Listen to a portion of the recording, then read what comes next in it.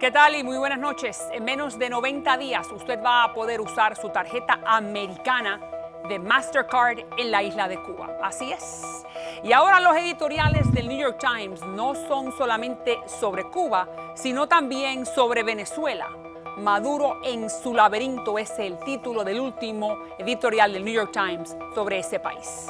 Y los señores de ISIS le están proponiendo al gobierno de Japón intercambiar a una terrorista que está en las cárceles de Jordania por un japonés, el segundo japonés que está a punto de ser degollado.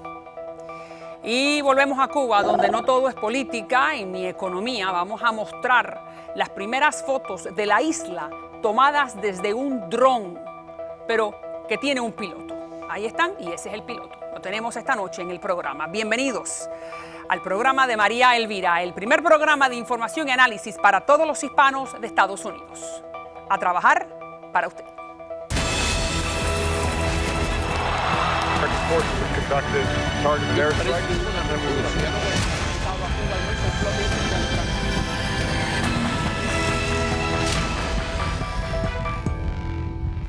La visita y las discusiones revelan también que tenemos mucho que hacer y en que tenemos muchas diferencias o discrepancias, como en derechos humanos o en cooperación con la sociedad civil. También tuvimos la oportunidad de conversar con la sociedad civil en Cuba, que fue realmente útil para todos nosotros. Bueno, muy buenas noches nuevamente. Le damos la bienvenida al señor Joe Arriola, que fue administrador de la ciudad de Miami. Gracias, Arriola, que ha estado en algunas ocasiones en Cuba y que bueno, que está muy pendiente con lo que está ocurriendo. Gracias, Arriola. Y Luis Enrique Ferrer, representante internacional de la UNPACU. La UNPACU, uno de sus grupos disidentes dentro de Cuba, donde su hermano estuvo con la señora Robertson en estos últimos días. Vamos entonces a ver cuál es la división que se ha reportado entre la disidencia, división en el sentido de que ven de una manera diferente a la visita de la señora a Cuba. Vamos a poner en pantalla quiénes son los que están a favor de estas relaciones o de este nuevo acercamiento entre Washington y La Habana. Está su hermano, el señor de la UNPACU, José Daniel, está Lizardo Sánchez, está Héctor Maceda y ex prisioneros de los 75. Del otro bando, los que no están de acuerdo es el señor Rodiles, Antonio Rodiles del estado de Sats, Berta Soler de las Damas de Blanco, Félix Navarro también de la UNPACU, Fariñas de la UNPACU, aunque ha tenido bastante independencia, y el señor Escobedo. Está con nosotros también en línea telefónica el señor Rodiles. ¿Cómo está, Rodiles? ¿Qué tal, María Elvira? ¿Cómo estás? Un saludo también a todos los televidentes y a las personas que están en el estudio también. Dime brevemente qué te pareció en tu casa. Fue una de las dos reuniones con la disidencia de la señora Robertson. ¿Cuál es tu impresión? Roberta Jacobson, la señora Roberta Jacobson, dime. Sí, mira, realmente ha habido irregularidad, yo diría que falta de transparencia, ha sido uno de los sellos que han empezado a caracterizar, yo creo que este proceso político. La posición nuestra no es que no exista una salida política al dilema cubano, porque realmente somos luchadores pacíficos y creemos que la vía violenta no es la solución. Pero cualquier salida política tiene que estar realmente bien encuadrada y bien enmarcada para que el final, o al menos exista algo de certidumbre para que lleguemos al final que queremos. Y en este momento creo que lo que se está planteando por parte de la administración Obama realmente es bastante errático, sin una hoja de ruta, sin claramente quiénes van a ser los actores políticos, con manipulación en algunos casos, como ha sido esto de las reuniones con Roberta Jacobson, las personas que se escogieron, siempre con un desbalance, y eso trajo como consecuencia que Berta Soler declinara participar en el desayuno con Jacobson y después en bloque nos fuéramos a la cena, al cóctel que se ofreció por la noche. Entonces, fíjate, lo que está diciendo Rodiles es muy interesante porque Rodiles, que en un momento fue centro-izquierda, ahora está en cierta oposición a estos cambios, donde hay otros que fueron centro-derecha, como por ejemplo tu hermano, que ahora lo ven con buenos ojos. Entonces, hay un cambio también de corriente dentro de la disidencia, ¿no es así? Bueno, no creo que sea cambio de corriente. Cada cual mantiene sus principios en cuanto a la forma de ver la lucha dentro de Cuba y también la política, y cada cual sigue en el escenario que le toca, ¿no?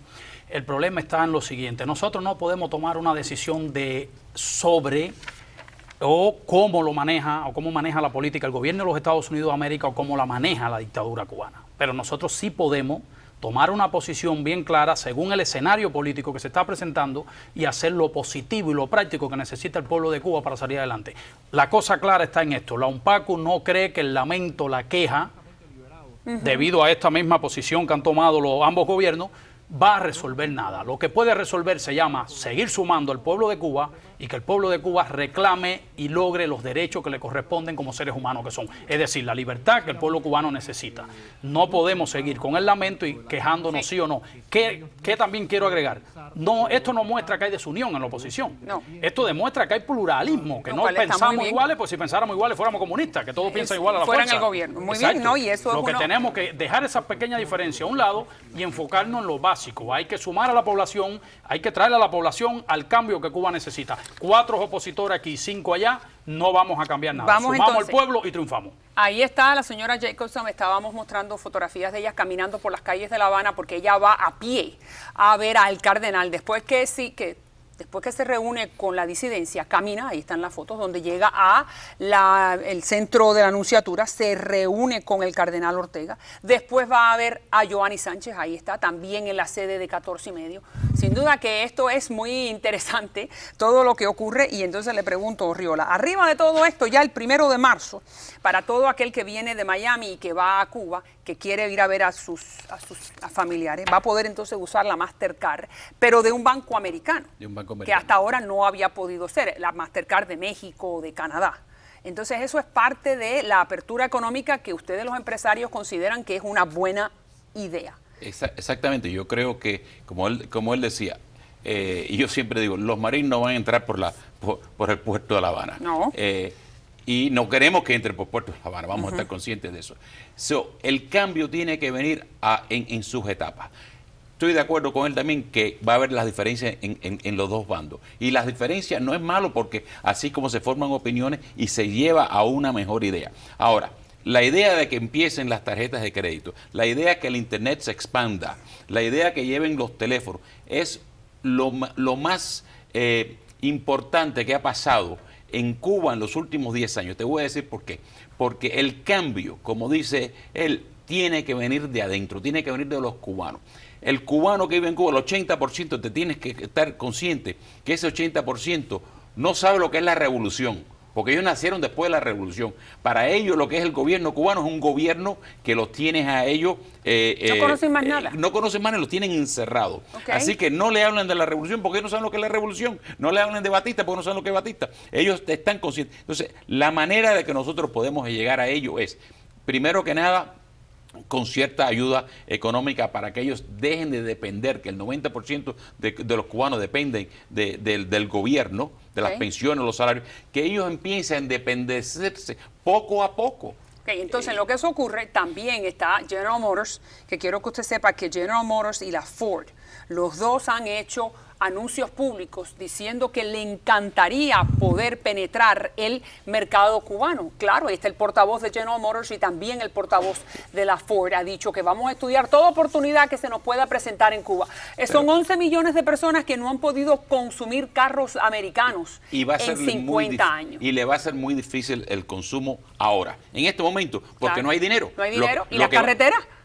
Bueno, las carreteras no están, pero el problema es que no hay dinero. Y entonces, hasta que no se convierta, comencemos con los pequeños negocios, el crecimiento de los pequeños negocios, que haya ese dinero independiente del gobierno, no vamos a ver carros, no vamos a ver nada. Pero de nuevo, no podemos esperar que La Habana se convierta en la segunda Miami.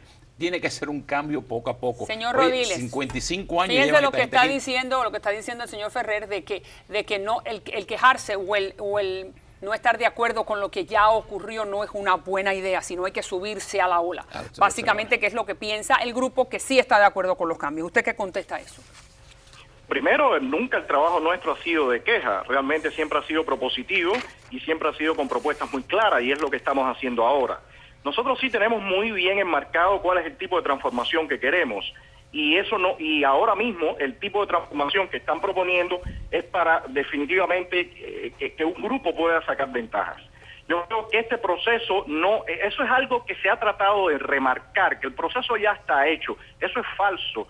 La administración Obama está tratando de impulsar unas ciertas medidas que se pueden aceptar o no, y el régimen incluso está marcando su paso en todo este proceso. Es algo que a mí me parece que no están teniendo, no se tiene bien claro desde fuera de Cuba. Josefina Vidal lo ha visto bien claro. El temor de Rodiles es básicamente que se dé todo y que Cuba entregue muy poco, que marque el paso mientras que Obama sigue dando y sigue abriendo. Y el modelo chino se sigue instalando. En un Paco, como todo lo tenemos bien claro y las imágenes lo muestran, los hechos claros y concretos, no palabras, palabras se las lleva el viento. Siempre hemos demostrado por dónde van las cosas y qué queremos. Y lo queremos a sacrificio como lo están haciendo los cubanos dentro de Cuba. No esperamos que sean los americanos que con un embargo cambien la cosa porque no lo cambiaron. Y ahora con las nuevas transformaciones que están, las relaciones que quiere establecer Obama, tampoco esperamos ningún tipo de cambio. Los únicos que podemos cambiar la realidad en Cuba somos los cubanos. Y podemos cambiarla el día que sumemos masas, podamos tomar las calles y podamos decirle al régimen basta ya. Nosotros no podemos esperar que lo cambien los americanos, ni podemos esperar que con un discurso muy bello, desde dentro o de fuera de Cuba, vamos a cambiar nada. Si no sumamos a la población, insisto en esto, porque la labor que realizamos, los hechos hablan claro, y vamos a seguir en ese camino, y el pueblo cubano sí quiere cambio, pero tú tienes que ofrecerle los cambios de la manera que lo quiere, no ir en contra de ellos. Al quitar a los Estados Unidos de la mesa de póker, entonces ayuda al pueblo cubano más aún a hacer eso. En primera, el régimen se está quedando sin argumento para justificar su desmane. El enemigo todopoderoso del norte ya no va a estar. Y si no va a estar, ¿a quién le echamos la culpa cuando encarcelemos a Rodiles, por ejemplo? Rodiles, ya no es mercenario de los americanos, como acusan normalmente. Y me encantaría que Rodiles pudiera estar nuevamente en el sur de la Florida. Sabemos que el gobierno le está deteniendo la salida, pero esperemos, Rodiles, que puede estar aquí muy pronto. Y usted sabe que siempre más que bienvenido. Le doy los últimos 30 segundos, Arriola. ¿Usted qué? Bueno, todo lo que hemos hablado, yo que conozco el mundo de negocios, conozco lo que es una economía, todo comienza en pequeño. Hasta que no ayudemos a la creación de los pequeños negocios, hasta que no ayudemos a la independencia económica de la población, de lo que vamos a llamar la clase media, hasta que eso no comience, van a seguir dependiendo del gobierno. Mientras sigan dependiendo del gobierno, no vas a ver lo que él, lo que él quiere. Alce la voz. Porque dependen del gobierno. Muchas gracias. Gracias, Rodiles, desde La Habana. Y gracias a usted, Ferrer. Siempre un gusto.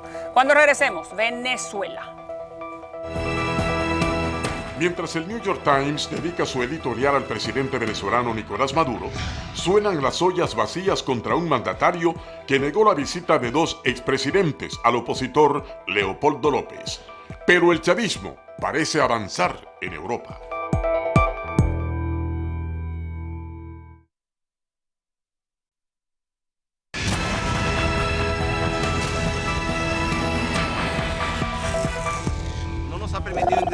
Ni tampoco nos ha dado ninguna facilidad para poder obtener esa autorización y por tanto nos vamos a retirar. Lamentamos que un derecho tan fundamental como que una persona que está presa pueda ser visitada no se pueda en este día ejercer por dos expresidentes como el expresidente Pastrana y el que habla. Bueno, ese era el expresidente de Chile, el señor Piñera, al lado del expresidente de Colombia, Andrés Pastrana, al lado de la esposa del señor Leopoldo López, afuera de Ramo Verde, que es la cárcel militar, donde tenían la intención de entrar para ver al señor Leopoldo López. Como ustedes escucharon de Piñera, el gobierno del presidente Maduro no les permitió el acceso a la cárcel. Está con nosotros el señor Horacio Medina. Muchas gracias, Horacio. Buenas noches. Está Negar Granados, también Negar. Gracias. Y vía telefónica el señor Antonio Ledesma, que es el alcalde metropolitano de Caracas. ¿Cómo está, Ledesma? Muy bien, buenas noches, un saludo desde Caracas. El gusto es nuestro, sin duda que es uno de los miembros de la oposición más importantes que todavía están dentro de Venezuela. Su primera impresión, ¿por qué usted considera que el gobierno de Miraflores no le permite la entrada a estos dos expresidentes? Porque la naturaleza de este régimen es autoritario. Ellos creen que estas medidas represivas, intimidatorias, van a paralizar a la ciudadanía, que es tachada de conspiradora, de desestabilizadora, cuando protesta en las colas para buscar comida, cuando se queja por los malos servicios hospitalarios, porque está dispuesta a denunciar la incompetencia y el alto grado de descomposición del gobierno. Por lo tanto, este es un régimen que cree que, agotado los recursos, despilfarrado los recursos, lo que le queda es el garrote, y creen que a palo, intimidando, persiguiendo y continuando la violación del Estado de Derecho, van a preservar el poder. Que quédese ahí, no se vaya. ¿Cuál es el costo político en el exterior de no haber permitido dos presidentes que tienen cierto rango internacional, Piñera y Yo creo que en el exterior es muy alto y debería ser mucho más si verdaderamente los gobiernos obedecieran a principios y valores y no a los intereses. Yo creo que ya los insultos que vimos en días pasados contra los expresidentes que están hoy en Venezuela hubiese sido suficiente para que estos gobiernos presentaran una queja. Ahora, obviamente, ellos miden eso en la balanza y dicen cuánto es el costo político exterior versus el interno. Sumado a lo que dice Antonio, yo le añado que ellos no están dispuestos en este momento a permitir ni siquiera una brecha que los pueda ver a lo interno como débiles, porque por allí se le puede colar la salida del gobierno. Bien, pero, y yo creo que eso es... Pero sabemos que internamente, por lo que ustedes me dicen, el costo para el presidente Maduro es mínimo. La gran población venezolana ni siquiera se enteró que estos dos presidentes estaban intentando ver a este señor Leopoldo López, que es un miembro de la oposición. ¿No es así? Ahora, desde el punto de vista nuevamente externo, ¿cuánto le puede costar a un Maduro que acaba de salir a pedir dinero a los amigos? Muchísimo, muchísimo, y le va a costar muchísimo porque lamentablemente tiene un costo por violador a los derechos humanos, que es a donde tenemos que llegar. Convención Interamericana de Derechos Humanos trae consigo los derechos a las personas que están privadas de libertad a ser visitadas. Ahora, el tratamiento que le están dando a Leopoldo López es el tratamiento de un militar porque está en una cárcel militar privado de libertad. Fíjese que hay una grabación bien interesante y es la del coronel cuando el presidente Piñera le dice que por favor quiere visitarlo, que él está llegando a visitarlo, que es un día de visita ordinario. Y el coronel le dice que no, que él está con una sanción, él está sancionado desde el punto de vista disciplinario por un militar. Pero en los tribunales ordinarios donde está la causa de Leopoldo López no hay ninguna sanción, o sea, no tiene ninguna prohibición de visita por parte del tribunal. No hay mucho orden en toda esta estructura. Nos vamos entonces, el presidente Maduro, y vamos a hacer ahora mención del New York Times, donde demuestra muy bien la situación de tu país, pero dice el presidente Maduro que el 70% del pueblo está feliz. Ahí está, veamos. He visto algunos números por allá, más del 70% del pueblo está feliz por estas acciones que hemos tomado con la misión de alimentación. Hay un respaldo mayoritario del pueblo. Bueno, eso es lo que dice el presidente, pero entonces vamos a escuchar a algunos de los manifestantes. Usted sabe que hemos mostrado en este programa bastante pietaje o video de colas interminables, donde aquí está el pueblo venezolano pidiendo pues los productos básicos, jabón, detergente, champú. Y fíjese lo que dice este manifestante en la marcha de las ollas vacías. El país se está cayendo en pedazos porque tenemos un presidente que no hace nada, ¿ok? Y que lo que queremos es que se vaya ya. Y entonces, eso es lo que está pasando internamente, pero externamente el New York Times, que hacía mucho tiempo que no mencionaba el tema de Venezuela, acaba de escribir un editorial bastante duro, donde está diciendo que el presidente está en un laberinto. Y dice básicamente que fue a rogar por un rescate financiero, que su gira no tuvo un gran final feliz, que es errático y despótico, que ridiculiza el juicio de Leopoldo López por absurdo y falto de pruebas. Entonces, su impresión, ¿no?, de los tres. Hay algo bien interesante y es que lamentablemente cómo puede haber una población feliz con un 67% de el incremento de vida, el costo de la vida se ha incrementado un 67%, no solamente eso, el costo que le implicó al Estado un viaje donde no tuvo los resultados que esperaba.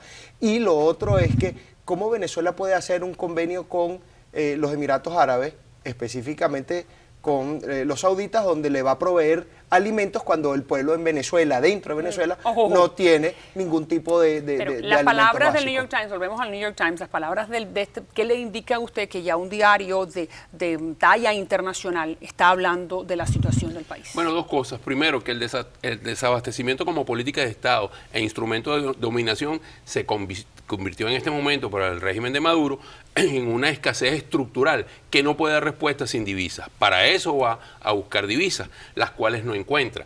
Y Venezuela en este momento necesitaría, María Elvira, 20.000 millones de dólares para poder sortear este año. 20.000 millones de dólares que solo los encontraría en el Fondo Monetario Internacional y eso significaría abdicar al modelo político, lo cual no están dispuestos a hacer. Bien. Motivo por el cual, eso es lo que está diciendo New York Times, está en un laberinto sin salida. Bien. No hay finanzas para poder soportar un régimen que está acostumbrado a esto, habiendo destruido todo el aparato productivo nacional. Dígame entonces, alcalde Ledesma, el hecho de que el New York Times esté mencionando y haga una lista de todas las penas que vive el país, ¿usted qué le dice? Le digo a la comunidad internacional que hay que tener muy claro que no es cierto que lo que está ocurriendo ahora es porque hayan caído los precios del petróleo. Cualquier país del mundo pudiera desarrollar programas de desarrollo económico, apuntalar políticas de desarrollo social, recibiendo, como ocurre ahora, más o menos 83 millones de dólares diarios. Aquí el problema no son los precios del petróleo, aquí el problema es la pésima administración, un modelo económico que se quiere imponer a contrapelo de la naturaleza democrática de los venezolanos. Así que el problema es que se destruyó la economía venezolana, acabaron con la autonomía del Banco Central de Venezuela, desmontaron lo que era PDVSA. ¿Y quién los puede ayudar? Las empresas básicas. ¿Cómo? ¿Quién puede ayudar entonces económicamente al país si, como dice el periódico New York Times, el presidente Maduro no recibió los fondos de sus amigos en el mundo árabe, tampoco en el mundo chino? Entonces, ¿cómo sale de este laberinto? Rectificando y sustituyendo este modelo económico. Aquí el problema es el modelo económico. Venezuela tiene muchos recursos. Si cualquier país con 25.000 millones de dólares pudiera resolver muchos problemas. Aquí se robaron, María Elvira, nada más en un año se robaron 25.000 millones de dólares.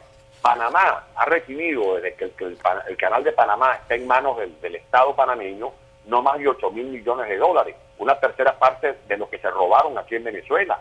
Si aquí se recortan los regalos petroleros a Cuba, a Nicaragua, si aquí se hace una reducción del gasto improductivo, habrá recursos para seguir adelante con una política social que permita sacar avante un pueblo que está viviendo es prácticamente para sobrevivir, para sobreexistir en medio de la crisis. Pero aún así, alcalde, fíjense cómo el modelo venezolano todavía tiene pegada, no solamente en la América Latina, sino también en Grecia. Y aquí está el nuevo presidente de ese país que acaba de ganar en el Parlamento casi todas las sillas, excepto 2, para tener mayoría. Se llama Tsipras y es íntimo amigo de uno que fue consultor en España del presidente Chávez. Escuchemos al nuevo jefe en Grecia. Adelante. Γυρίζει σελίδα. Η Ελλάδα αφήνει πίσω της τη λιτότητα της καταστροφής. Αφήνει πίσω της τον φόβο και τον αυταρχισμό. Σήμερα δεν υπάρχουν νικητές και ηττημένοι. Σήμερα ιτήθηκε η Ελλάδα των ελίτ, η Ελλάδα των ολιγαρχιών. Entonces, el partido del caballero del señor se llama Syriza, para aquel que lo tenga claro. El señor Tsipras es muy amigo de Pablo Iglesias, que Pablo Iglesias tienen con él una relación personal y Pablo Iglesias es el miembro más importante de este partido en España, que se llama Podemos, que está influenciado por el chavismo. Absolutamente. Entonces, el chavismo llegó a Grecia. Y amenaza a España.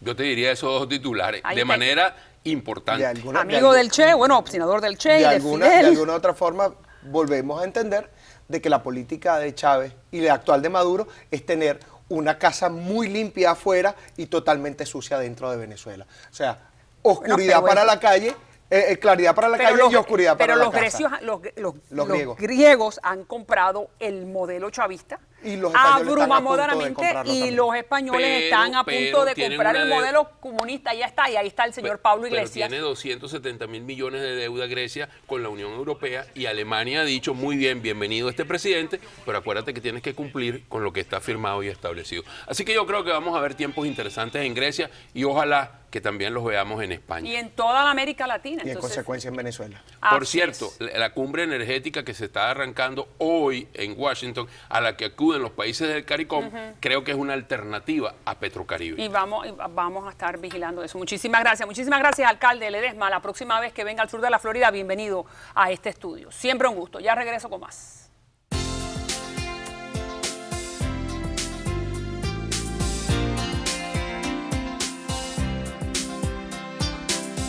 Y bueno, le damos entonces la bienvenida a la señora Iliana García. ¿Cómo estás, querida? De lo más bien, María Elvira. Gusto en tenerte hoy lunes para alertarle al público que el 15 de febrero es su último día para cumplir con la ley, ¿no es así? Es así. Con más razón, quiero hacer hincapié a que llamen el teléfono en pantalla para que The Insurance Doctor los ayuden a que no los penalicen. Lo más importante es la información valiosa que necesitan para llevar a cabo este mandato de tener que comprar cobertura médica. Si lo vas a hacer, entonces hazlo de la manera que lo necesites. Mira, hay muchas compañías que están participando bajo lo que es la sombrilla del famoso Obamacare para las personas que necesiten la ayuda del gobierno. Compañías como Coventry, Molina, Cigna, Florida Blue, llamen para más información. Y les estoy hablando de esas personas que ganan entre $11,600 y $46,000 al año. Esas personas califican para el 100%, o sea, no pagar nada de su bolsillo. Para las personas que el año pasado compraron planes y no les gustaron, de igual manera, llamen, cambien de plan, pero lo tienen que hacer ahora.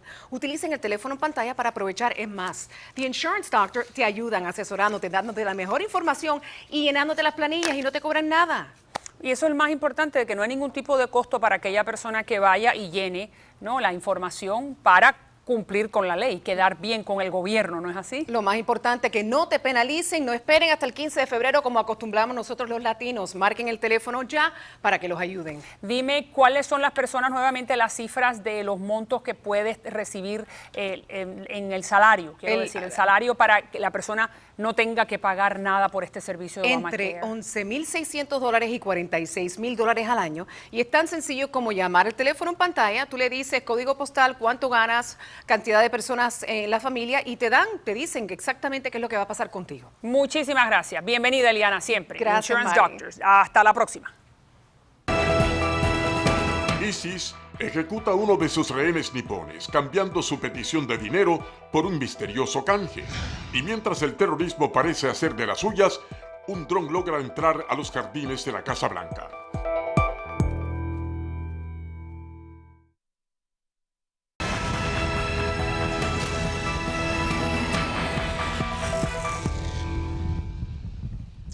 Aquí tenemos una de las fotografías proveídas por ISIS. El Estado Islámico decapitó a uno de los rehenes japoneses que estaba pidiendo $200 millones por cada uno de ellos. Uno ha sido ejecutado y el otro, Haruna Yukawa. Ahora los señores de ISIS han pedido, en vez de $200 millones por su cabeza, el intercambio de su figura por la de esta mujer que se llama Sajida al-Rishawi.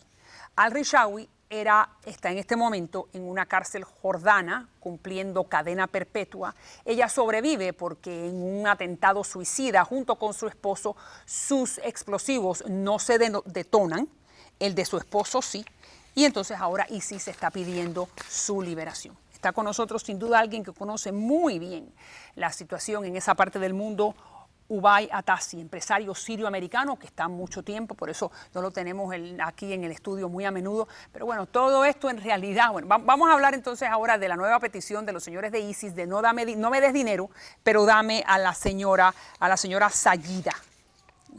Entonces, ¿por qué este cambio? ¿Eso cómo ocurre? ¿Por qué no lo pensaron antes? Honestamente, pues que hay desorganización. Placer estar aquí contigo nuevamente. Esta chica no le explotó la bomba, fue arrestada cuando ISIS no existía y fue responsable de la muerte de mucha gente en una bomba en un hotel en Amán, Jordania. 57 personas fueron asesinadas. Entre los cuales murió el famoso productor de Hollywood, Mustafa Akkad, bien, que hizo las famosas Halloween, El Mensajero, varias películas con Anthony Quinn. Él murió en ese casamiento, lamentablemente. O sea, fíjate, yihadistas matando a gente en ese hotel. Ella fue arrestada.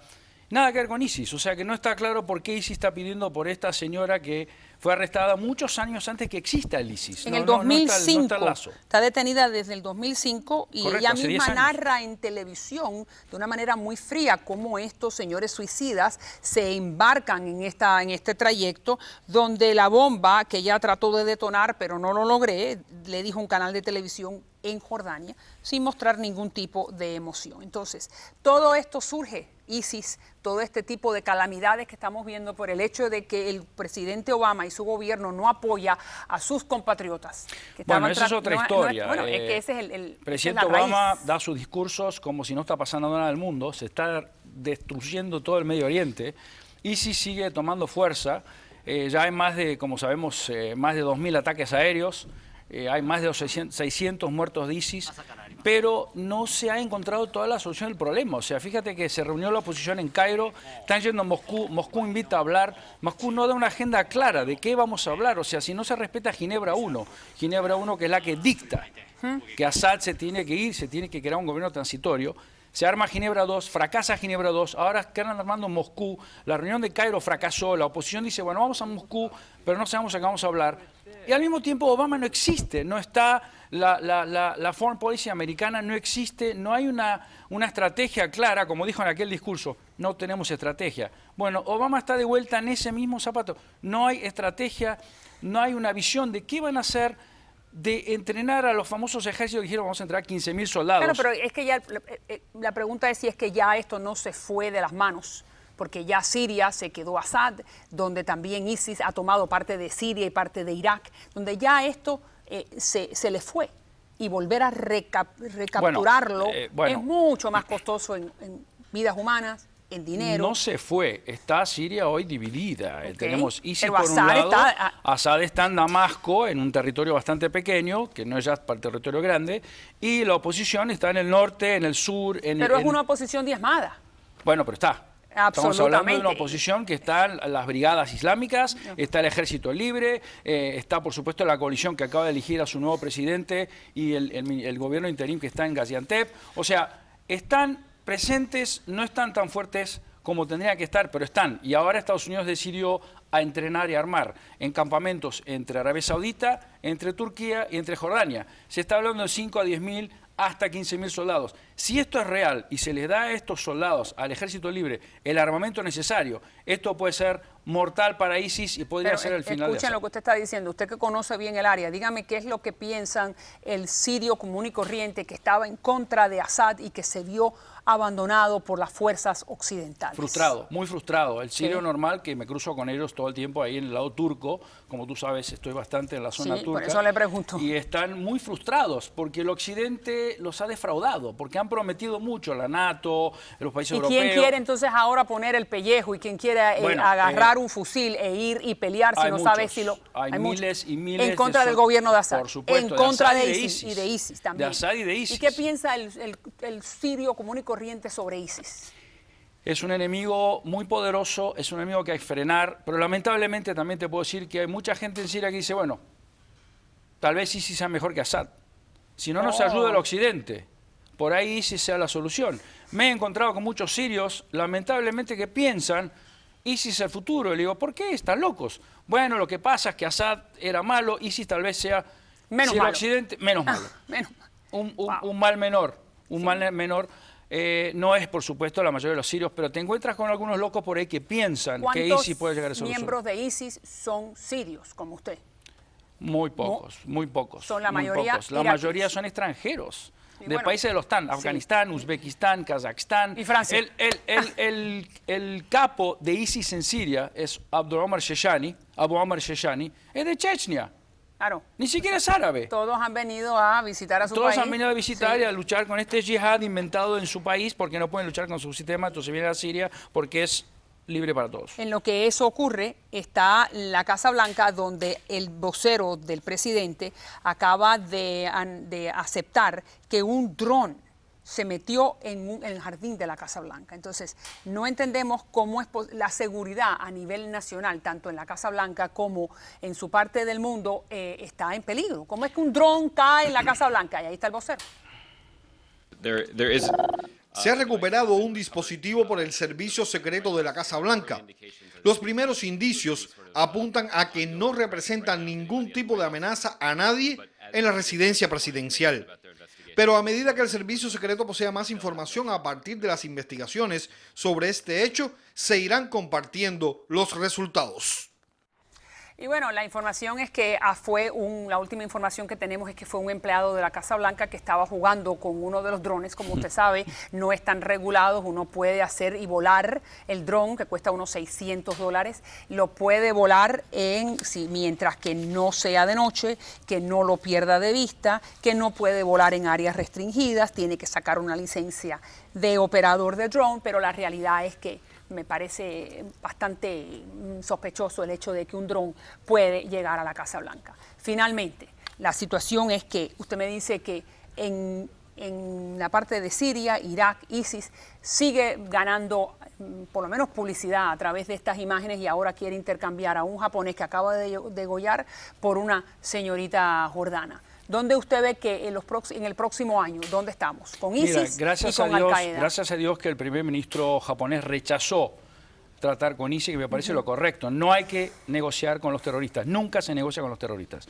Y con eso por eso rechacé mucho lo que hizo Obama con los famosos rehenes que sacó de Guantánamo a través del soldado que se trajo, que me pareció un desastre, un error muy grave, porque puso a todos los americanos en peligro. ISIS sigue fuerte. Yo creo que si no se entrena al ejército libre, si no se le da el armamento, el ejército libre sirio, siempre me refiero, por supuesto, sí, claro. Gracias por corregirme. El ejército libre sirio, así como del otro lado están los kurdos y los iraquíes luchando. Esto hay que derrotarlo. Y por supuesto, hay que aceptar la proposición turca que habla de el buffer zone libre y bloquear el espacio aéreo. Hay que bloquear el espacio aéreo para que Assad no use más sus helicópteros y aviones y el armamento ruso que se le está dando. Francia e Inglaterra ya lo aceptaron y Alemania lo aceptó. Estamos esperando que Obama lo acepte. La Casa Blanca lo tiene que aceptar porque esa es la única manera de crear un espacio aéreo libre y una zona libre para poder así atacar a Assad y a ISIS y derrotarlos. Si yo veo de que el ISIS como que funciona mucho más rápido, no le tiene que pedirle permiso a tanta gente. No es así, aquí hay mucha burocracia y en lo que los países occidentales se ponen de acuerdo, estos señores siguen decapitando. Seguro. Y ahí están las imágenes nuevamente. ¿Cuántas nos hemos visto? De Foley, de norteamericanos, de franceses, no importa quiénes son, que son imágenes desgarradoras y terribles. Muchísimas gracias por estar con nosotros. Un placer. A usted. Yo voy a dejar ahora entonces con la amenaza, no de ISIS, sino de la madre naturaleza arriba de Boston, de Filadelfia, de toda la parte este de los Estados Unidos, que es la gran nevada. Aquí hay fotografías de la última gran nevada del 2014, solamente para mostrarle a qué nivel puede llegar la que está comenzando ahora. Escuelas cerradas, hospitales cerrados, hay una paralización completa porque se espera que lo que viene es inmenso. Que Dios ponga su mano y que no sea tan devastadora como algunos consideran. Ya regreso con más. En Cuba no todo es política, diferencias y embargo, tal y como lo demuestra el ente de Marius Jovaiza, quien nos muestra su reciente publicación, La Cuba no vista.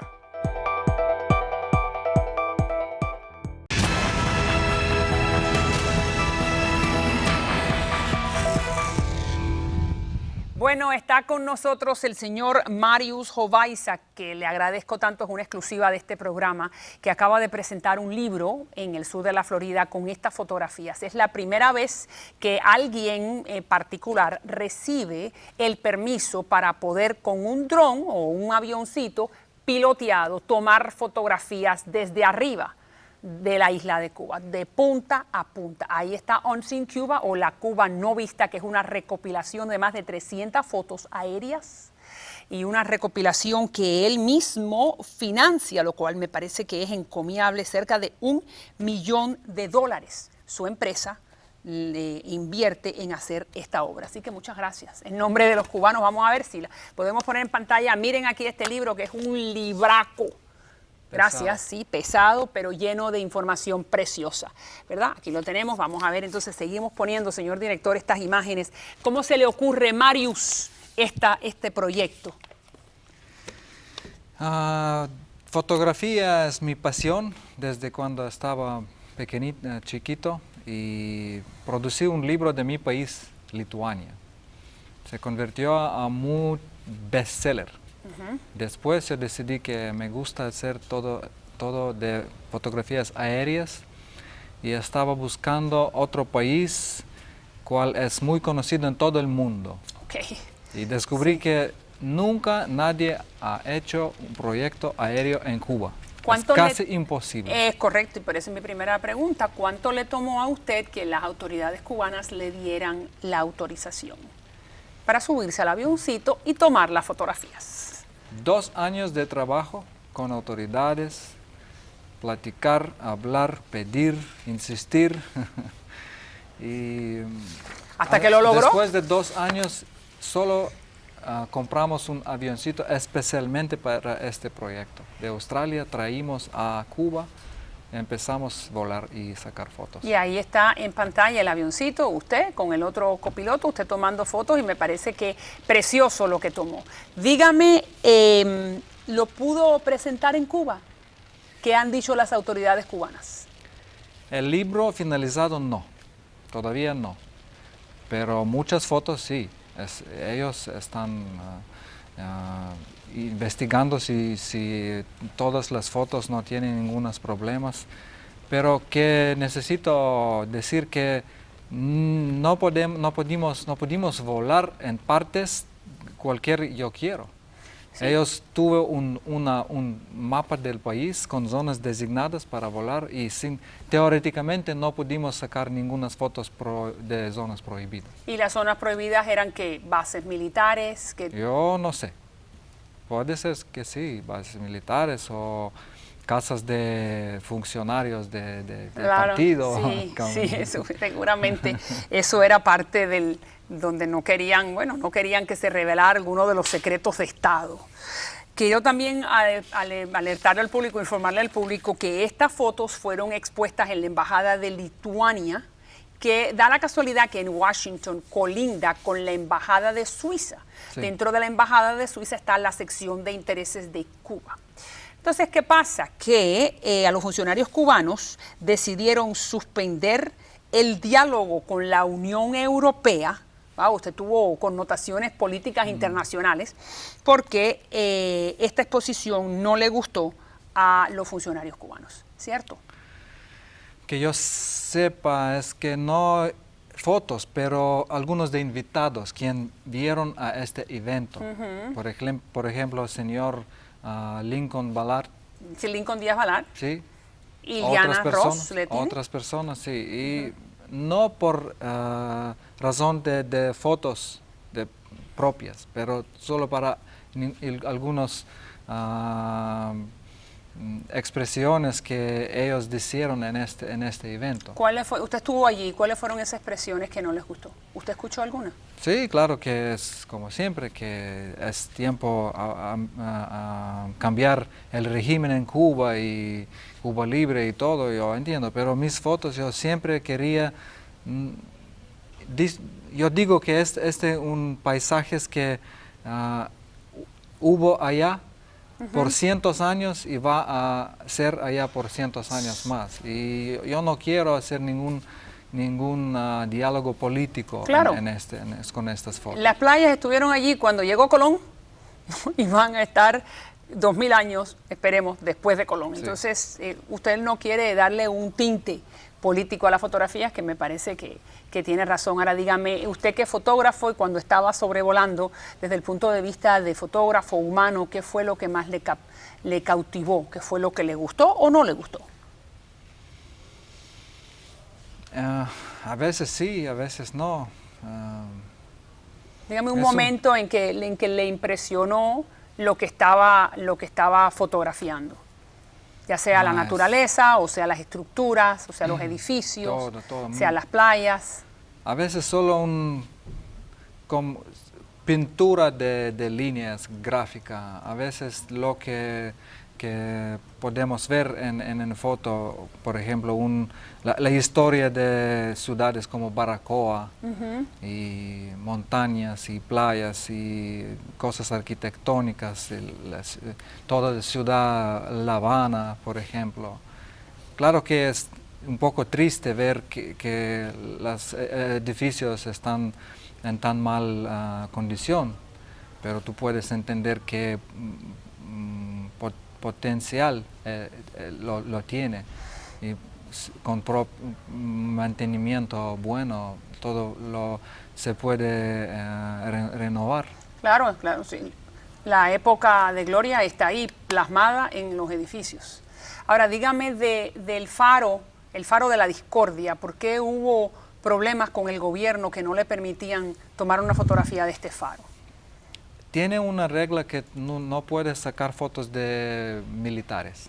Ok, y ahí están los militares debajo. Aparentemente, en este caso, otro caso, sí, eso es. Dígame dónde es eso. Una isla frente de Varadero. Okay. Yo no sabía, pero después... ¿Esto está frente a Varadero? ¿Esto es una isla frente a Varadero? Sí, es la pequeñita. Y entonces esa pequeñita tiene este faro. Este faro, sí. ¿Y qué es lo que le explicaron que había en Yo creo que instalaciones? hay una persona militar guardando este faro, pero eso es solo, como se dice, innuendo que yo escuché de Cuba. Todavía no tengo ninguna opinión formal finalizado que ellos no les gustan esta imagen o otra imagen. Es solo que alguna gente me hablaron como información no final. Extraoficial. No extraoficial. Claro que todavía estoy esperando opinión oficial. Entonces el gobierno, aparte de no permitirle sobrevolar algunas áreas, no le ha hecho ningún comentario en particular de alguna de las fotografías. No, todavía no. ¿Y tuvo usted algún tipo de vigilancia cuando usted estaba sobrevolando la isla? ¿Usted veía que había otro avión cerca de usted mirando hacia dónde iba? No tan complicado, pero cada vuelo nosotros debemos preparar para un próximo día. Cada día solicitamos plan de vuelo y nuestro avión tiene un transponder y militares con sistemas de radar están averiguando si todo va por plan. Y claro que mi piloto cubano, Roberto González de Camagüey, él debe seguir todas las reglas. La ruta establecida, sí. El plan de vuelo. Sí. Nuevamente, el señor Marius Hovaiza, y aquí está el libro. ¿Cuánto pesa el libro? El libro pesa 8 libras, 8 libras, sin duda, 11 kilos. Casi 4 kilogramos. Muy bien. Él acaba de presentar en el sur de la Florida 300 fotografías de la Cuba desde arriba. Y muchísimas gracias. $1 millón usted lo invierte en este proyecto. Sin duda que tiene que estar enamorado de la isla. Sí, casi 5 años de trabajo. Y yo espero que cada persona en Cuba también va a tener una copia de este libro. Sin duda que nosotros vamos a obtener una próximamente. Ya lo presentó en el sur de la Florida, así que todo aquel que quiera obtenerlo lo puede hacer. Y muchas gracias nuevamente en nombre de la comunidad de Miami, que es una audiencia fiel a este programa. Y gracias nuevamente. Gracias. Ya regreso con más.